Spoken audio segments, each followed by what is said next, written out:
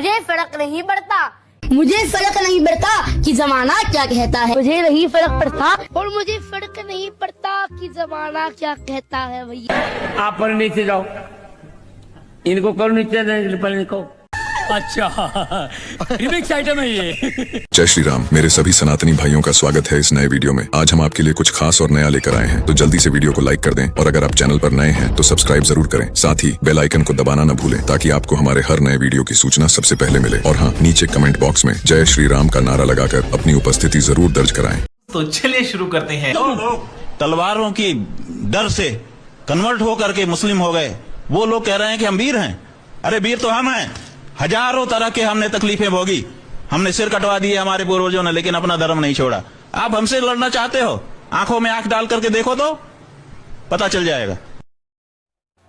देहरादून की घटना न तो पहली है न अंतिम। 5 मित्र, नई इनोवा कार, पार्टी, दारू, लॉन्ग ड्राइव की चर्चा और फिर दारू पीने से कंसंट्रेशन बढ़ता है। ऐसे निरर्थक उपहास को सत्य मानने वाले लाखों बच्चों की तरह अल्कोहल के नशे में सड़क। एक BMW उन्हें ओवरटेक कर दिया। संभवतः भाई इसने तो तुझे ओवरटेक कर दिया, ये क्या गाड़ी चला रहा था। ऐसा उकसाऊ ललकार जैसा मजाक और स्पीड 100 से 120, 30, 50 की ओर। 2 लोग सनरूफ से बाहर देखकर ठिठोली करते हुए उत्साहवर्धन कर रहे हैं। स्पीड और बढ़ती है, ट्रक आता है, गाड़ी टकराती है। दोनों बच्चों का सर सनरूफ के साथ कार और शरीर से अलग हो जाए, उनकी देह क्षत विक्षत। शराब, नशा, गाड़ी और मित्र मंडली एक ऐसा कॉकटेल है जिसे हर कोई तब तक हल्के में लेता है जब तक वो स्वयं इसका शिकार नहीं हो जाता। सबको लगता है वो अजय, अजित, अमर है, उस पर महादेव का हाथ। शराब जानलेवा है, सड़क, गाड़ी, मित्र रात्रि ना हो तब भी। नशे में गाड़ी चलाना जानलेवा है, स्पीड, मित्र, समय से कोई मतलब नहीं। गाड़ी जानलेवा है यदि मित्र आपको दारू पीने के बाद भी उस पर बिठाते हैं। मित्र मंडली जानलेवा है यदि उनमें से एक भी आपको ऐसी स्थिति में कार पर बैठने से रोक न रहा। मैं न तो शराब पीता हूं न मेरे पास गाड़ी है, परंतु मैं ऐसे मित्रों के साथ रहा हूं जो ऐसा करना चाहते हैं। मैं ऐसी गाड़ी पर नहीं बैठता चाहे मुझे मित्रों द्वारा डरपोक, कायर, फट्टू जैसे विशेषण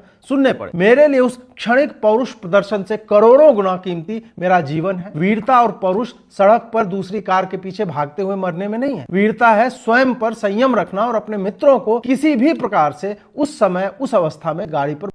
रितेश देशमुख महाराष्ट्र के पूर्व सीएम विलास राव देशमुख के बेटे हैं और उनके दोनों भाई अमित और धीरज देशमुख कांग्रेस के विधायक हैं। अब भले ही रितेश देशमुख राजनीति में नहीं उतरते, लेकिन वो समय समय पर कांग्रेस पार्टी के लिए भाषण जरूर दे देते हैं। या यूं कहें कि इस बार वे अपने भाई जो कांग्रेस विधायक हैं उनको जिताने के लिए कांग्रेस के स्टार प्रचारक बने और बीजेपी को खतरे में बता दिया।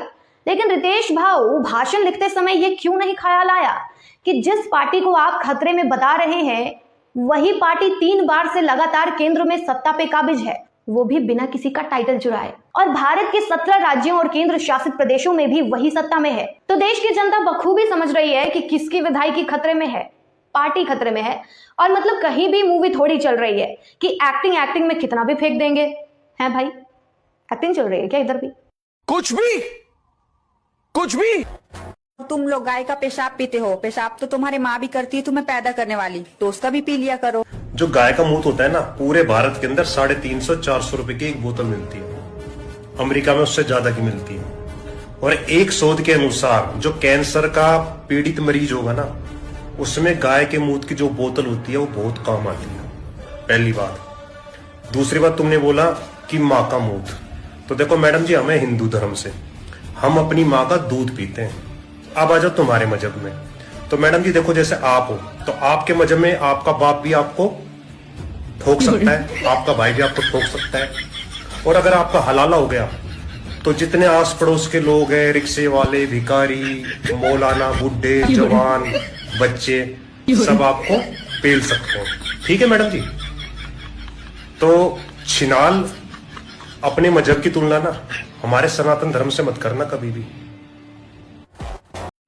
जहां पहले ये लगता था कि भारतीय जनता पार्टी को हरा नहीं सकते हैं, लेकिन 2024 के जो चुनाव हुए हैं उससे ये बात साबित हो गई है कि समाजवादी पार्टी को हराया जा सकता है।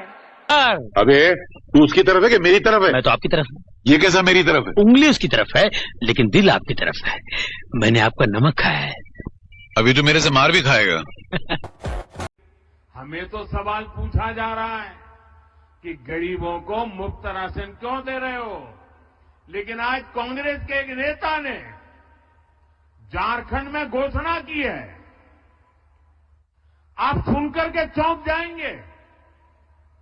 उसने झारखंड में घोषणा की है कि वे सस्ते गैस सिलेंडर हिंदुओं को देंगे, मुसलमानों को देंगे, और आगे क्या कहते हैं, जो घुसपैठिए हैं उनको भी देंगे। कि जैसे सरकार बनेगी 1 दिसंबर से गैस सिलेंडर का कीमत सिर्फ 450 रुपए। ये आम जनता, न उसमें हिंदू देखा जाएगा, न मुसलमान देखा जाएगा, न घुसपैठिए देखा जाएगा, तो न कोई और चीज देखा जाएगा, न घुसपैठिए देखा जाएगा, तो न कोई और चीज देखा जाएगा। उसको 450 रुपए में गैस सिलेंडर दिया जाएगा। ये हमारा प्रोग्राम। आप मुझे बताइए भाई, ये जो घुसपैठियों की आरती उतारते हैं, क्या ऐसे लोगों को देश में कहीं पर भी अवसर मिलना चाहिए क्या? जरा दोनों हाथ ऊपर करके पूरी ताकत से बताइए। संजय राउत समेत उद्धव ठाकरे गुट के कई बड़े नेता बड़े चाव से बीफ बिरयानी खाते हैं, लेकिन अपनी ओछी राजनीति को बचाने के लिए भले बनने का नाटक करते हैं।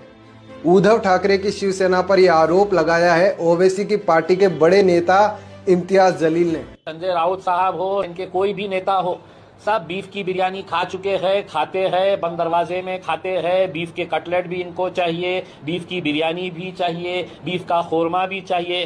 सब मजे से उंगलियां चाटते हुए खाते हैं, लेकिन राजनीति की खातिर मजबूरी उनको ये बोलना पड़ता है। सोचने वाली बात यह है कि उद्धव ठाकरे गुट से किसी ने भी इन आरोपों का खंडन नहीं किया है। क्या यही कारण है उद्धव ठाकरे की शिवसेना के पतन का? आपको क्या लगता है, कमेंट करके जरूर बताइएगा। वीडियो को शेयर जरूर करें ताकि महाराष्ट्र के हिंदू ये निर्णय कर सकें कि गाय को रोटी के साथ खाने वालों को उन्हें वोट करना चाहिए या नहीं। जय जय श्री राम।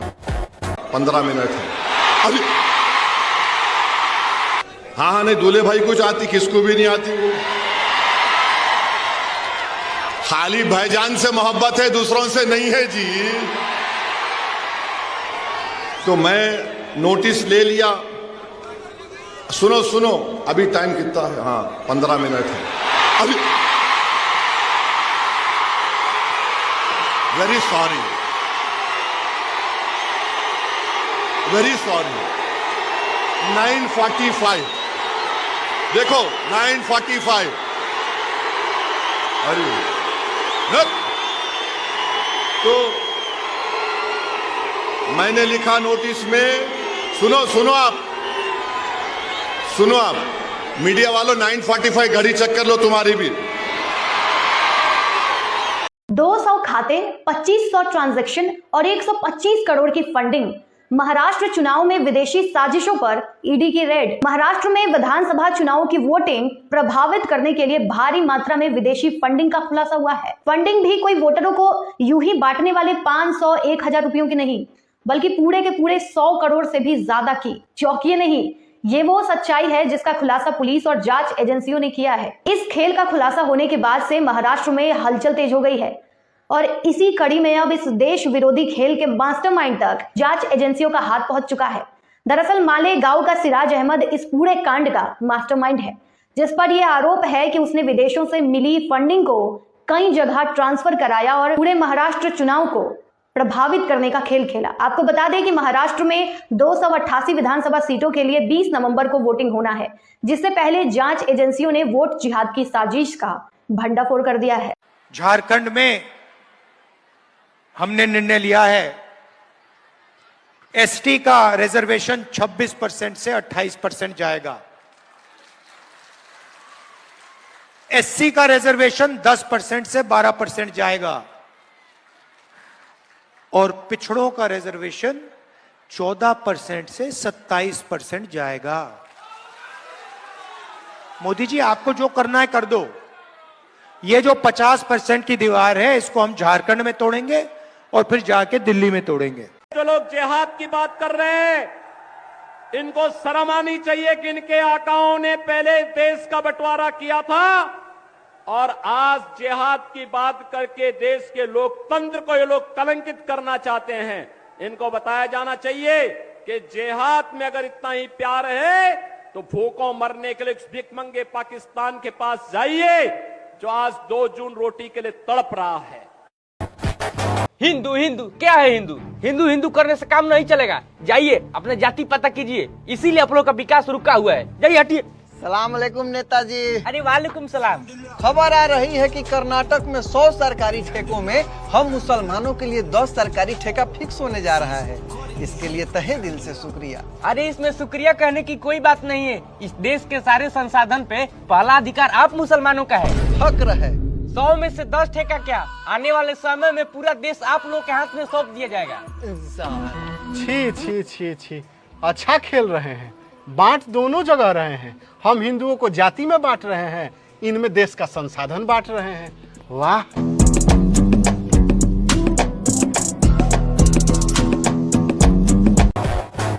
महाराष्ट्र की एक चुनावी रैली में मोटा भाई ने लैंड जिहाद करने वाली पनौतियों को यह साफ संदेश दे दिया है कि वक्फ बोर्ड संशोधन बिल तो पास होकर रहेगा, तुम्हारी ऐसी की तैसी। कर्नाटक में कर्नाटक के वक्फ बोर्ड ने गांव के गांव किसानों की भूमि, 100 साल 300 साल पुराने मंदिर, लोगों के घर वक्फ की संपत्ति में ट्रांसफर कर दी। कोई रोकने वाला नहीं।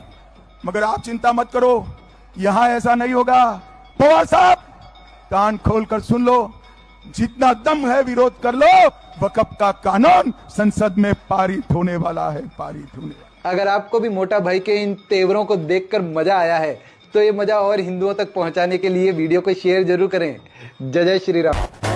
राजनीति आदमी को कितना नीच बना सकती है, इसका अंदाजा आप इस बात से लगाइए कि एक व्यक्ति जिसके परिवार को आज से कुछ साल पहले कुछ लोगों ने जिंदा जला दिया उसकी आंखों के सामने, और वो व्यक्ति आज आजादी के इतने समय बाद भी उन लोगों का नाम अपनी जुबान पर नहीं ले सकता, और वो भी सिर्फ इसलिए कुछ वोटों के लिए, क्योंकि वो लोग जिन्होंने उसके परिवार की हत्या की वो आज उसके वोट बैंक बन चुके हैं। अकेला था, मेरे बाप ने बोला तू अकेला संतान मेरे लिए है, क्योंकि तेरी माँ मर गई, तेरी बहन मर गई, तेरे चाचा मर गए, मेरा घर पूरा उजाड़ दिया, क्योंकि वो घर जला दिया गया एक जमाने में। वो क्यों जलाया मैं नहीं बोलता, लेकिन जल गया, सब लोग मर गए। तो भाई ये थे कांग्रेस अध्यक्ष मल्लिकार्जुन खड़गे। अब ये तो उन लोगों का नाम नहीं ले सकते, लेकिन मैं हूँ ना, मैं आपको बता सकता हूँ कि इनके परिवार की हत्या किन लोगों ने की। भाई बात है 1946 की। 1946 में ये रहते थे हैदराबाद में। वही हैदराबाद के निजाम के आदेश पर इनके घर को आग लगा दी गई, जिसमें इनके परिवार के काफी लोग जलकर मर गए। लेकिन आज आजादी के इतने साल बाद ये उन लोगों का नाम सिर्फ इसलिए नहीं लेना चाह रहे क्योंकि इनकी पार्टी का वोट बैंक ही यही है, और ये लोग हिंदुओं को जातियों में तोड़ने की बात कर रहे हैं। जो अपने परिवार के कातिलों का नाम तक नहीं ले सकते वो हिंदुओं को जातियों बांट रहे हैं, और ये देश में एकता लाएंगे। भाई पहले अपने परिवार के लिए आवाज उठाना सीखो। अब सभी सनातनी भाई वीडियो को ज्यादा से ज्यादा शेयर करो। जय हिंद, जय श्री राम। ओवैसी साहब पानी पी पी कर बीजेपी की तारीफें कर रहे हैं, वो फ्यूचर प्रेडिक्ट कर रहे हैं। जितनी भी पार्टियां हैं, कांग्रेस कांग्रेस कांग्रेस, इनसे कुछ नहीं करने वाला।